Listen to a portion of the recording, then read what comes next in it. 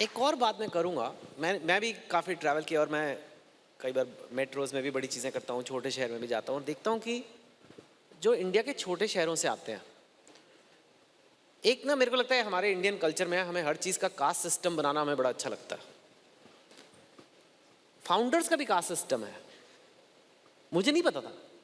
और मैं कोई नाम नहीं लूँगा, कुछ नहीं लूँगा, पर कौन बैंगलोर वाला है और कौन उड़ीसा के एक छोटे शहर का है।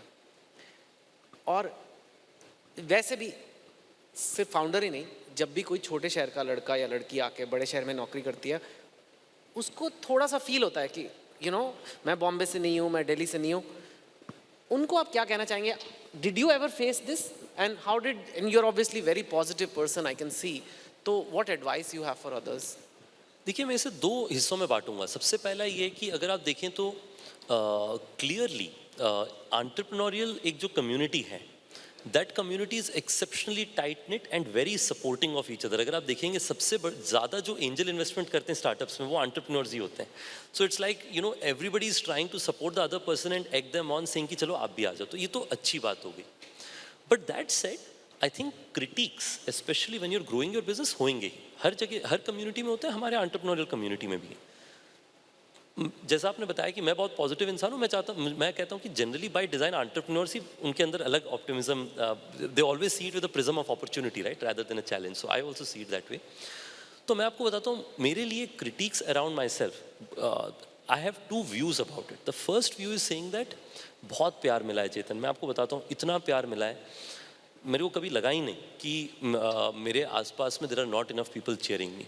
हर इंसान कहता है कि Ritesh, I want you to be successful, I want to make sure that आप अगर सक्सेसफुल होंगे तो हमारे घर में मैं अपने बच्चों को भी कहूँगा कि चलो आप भी जाकर के एंटरप्रेन्योरशिप परस्यू करो।